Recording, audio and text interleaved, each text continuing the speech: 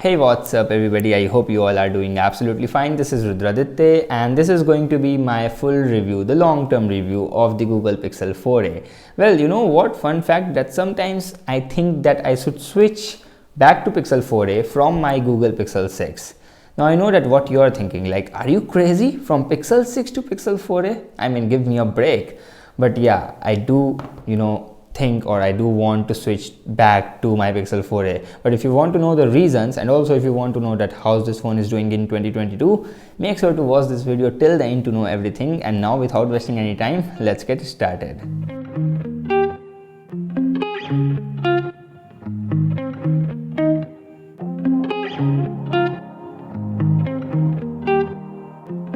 Alright guys, so in this video I'm not going to talk about the specifications. Yeah, the video is going to be long, but I'm not wasting your time on the specifications because you guys are already aware with that. But I'm going to talk about the three important things which we should talk in the long-term review. Like, first, how's the performance over the time, especially on a phones like this. Second, the battery life. And third, like, how's the overall package in 2022 or in whatever time you are talking with your audience. So yeah, that's the three key things. Alright, so I would like to start with the performance. So on this phone you will get a very decent performance. I mean, it's not like that the performance on day 1 was here and now on day 444 it's here. No, it's not like that. It's still here, but in this process, like in more than 1 year of usage, what I feel like, sometimes I saw some slowdowns, sometimes I feel some stutters, which was very annoying. But then I did restart, I did clear cache of some apps, I removed some used apps, and then after that the phone was again running properly without any problem. And after the Android 12 update, the performance was super duper cool. I mean, the performance is as it was on day 1. So that's a good thing about this phone, because this phone has a mediocre processor and still after 1 year it's doing good. And I strongly believe that in 2022 also I will not get any trouble regarding the performance. But yeah, if you ever used a high refresh rate display, then you might feel like that in the animations, like while swiping or scrolling or maybe going back to home, you might feel that the phone is little bit sluggish. But to avoid that, what I did is that I enabled the developer option, then I go into the animations and I set all these three animations, as you can see in the screenshot, to 0.5x, from 1x to 0.5x, and then it will simply kill the animations, but you will feel faster. Like, it is not actually faster, it just kill the animations, but psychologically you will feel that yeah, your phone is more responsive, more faster. So I just did that and now I am fine with it. But if I set those to 1x, I will feel like that this phone is slow, super slow and super annoying. So that's why I did that setting, and now I'm fine with the performance. But I'm talking about the normal performance, like social media, camera, web browsing, and some email and stuff like that, not gaming or any highest of things. So overall for me, performance was good, but sometimes I did face some lags and also some bugs. I mean, there is not a single phone without a bugs, so that's it. But that's all about the performance. Yeah, even in 2022 it's doing well. Alright, now let's talk about the battery. So as we all know that the health of a battery degrades over the time. As we use the phone, the health definitely decreases, and because of that, now I get less screen on time as compared to my early days. You won't believe that sometimes, not sometimes, but 50% of the times I do get more than 6 hours of screen on time, or like close to 6 hours of screen on time, which was insane. But one thing is obvious, like we can expect a good to decent battery life on the Pixel 4a, because first thing first, the display size is just 5.8 inch. It's not very large display. Yeah, battery capacity is also less, but other things are also in the favor of battery. I mean, this phone has 60 Hz display, no high refresh rate, which means this will consume less battery. Plus this phone has a mediocre processor, not very power hungry processor, so it will not consume a lot of battery. So these three things will definitely up your expectations a little bit. But overall, now, as of now, after Android 12 update, what I noticed is that on LTE the battery drains super fast. I mean, on LTE I am getting less than 4 hours of screen on time, so that's very bizarre. But on Wi-Fi I still managed to get between 4.5 to 5 hours of screen on time. So I will say that if you are going to use this phone as a daily driver in 2022, and if you going outside, and if you are mostly on LTE, and if you are using a lot of navigations and all, then definitely carry a power bank with you. Alright, now let's talk about the overall package. See, if you want to buy this phone right now, then paying anything more than 25,000 is not worth on this Pixel 4a.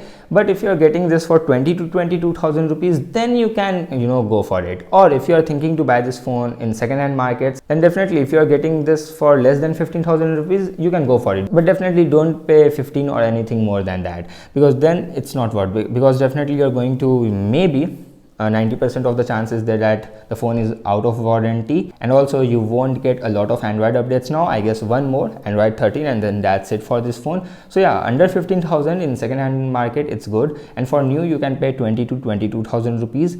It's good. Now the second thing is that like for existing users, then definitely you can still use this phone in 2022. This is a good phone, very decent phone. But again, I'm telling you that this is for very for a very different type of people. This is not a phone for everyone. If you are looking for a funky phone or a very like a phone with lots of features and also with a software which is very customizable and all, then bro, this phone is not for you. Because see, you will still get a rear fingerprint scanner in this phone. So yeah, maybe that's not for you. But maybe it's subjective. A lot of people prefer this because it's very convenient to unlock your phone, but yeah, that's subjective. But I'm telling you that if you are looking for a modern, funky looking, futuristic phone, then this is not for you. You might feel boring after purchasing this. But how's the overall package? I mean, if you see the cameras, it's still very reliable. Now I know that it's not very versatile, but it's very reliable, and it will give you like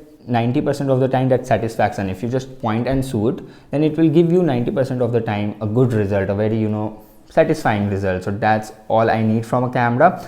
Of course, I know that ultra wide camera is a must now in 2022, but it's still like I have to just compromise a little bit. Yeah, also 60 Hz refresh rate is less in 2022. At least 90 Hz display should be there. But again, I just satisfy myself by thinking like what happen if the battery drains even more at 90 Hz. So yeah, that's fine with 60 Hz. I satisfy myself like this. But yeah, 90 Hz makes sense in 2022. Now I want to talk about my favorite thing. Like, what is the reason that I still want to switch to this phone over my Pixel 6?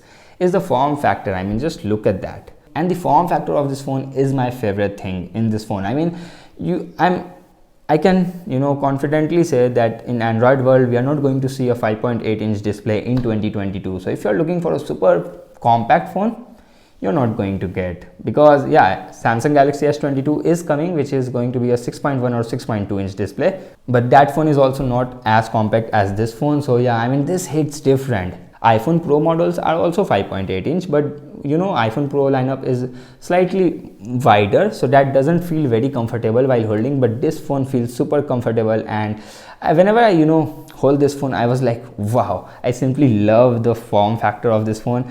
And this is the main reason that I'm still thinking to use this phone, because it's very fine. I'm not a heavy user, so for me it's fine. Camera is like, I'm satisfied with the camera, I'm satisfied with the software. Display is very good, 1080p 60 Hz, but it's AMOLED and there's no weird tint or color shifting. Yeah, the display brightness is not that bright, especially in outdoors, but still it's visible and good. Speakers, stereo speakers you will get, but not the loudest in this segment, but again decent. And also you will have a headphone jack, which is a very underrated feature nowadays in 2022. So you will hardly see headphone jack in any phones, in the upcoming phones, even at 20,000 range or let's say 25,000 range. So that's one thing to consider if you are into this wired earphone things. So headphone jack is also there. Haptic feedback of this phone is also very good. Front camera is not that great. So yeah, overall I guess as a package, this phone is still very good. So yeah, that's my overall experience with this phone. Yeah, one thing I want to add, that my friend broke my phone. He broke the display of this phone. So at that time I thought that if this phone would have Corning Gorilla Glass protection, then maybe at that time my phone wouldn't break. But again, that's like a imagination, and after all, glass is glass and glass breaks. And one more thing I want to talk about, the build quality. Now see, I said this a lot of times in my reviews, like plastic is also fine, glass is also fine, but whatever you are giving us, give us of a good quality. Like the quality of the plastic should be also good, quality of glass and the texture, the overall finish should be good. And here the plastic which Google used is actually very good. I'm using this phone from like more than 400 days.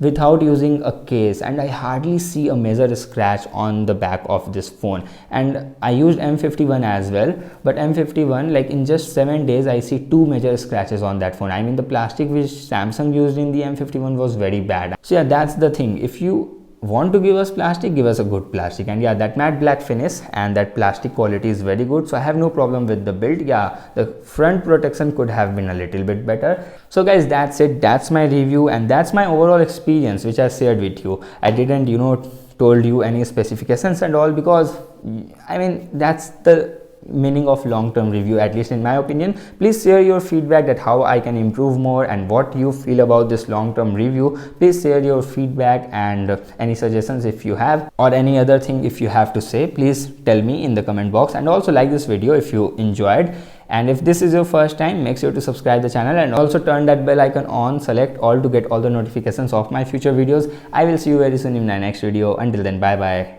take care.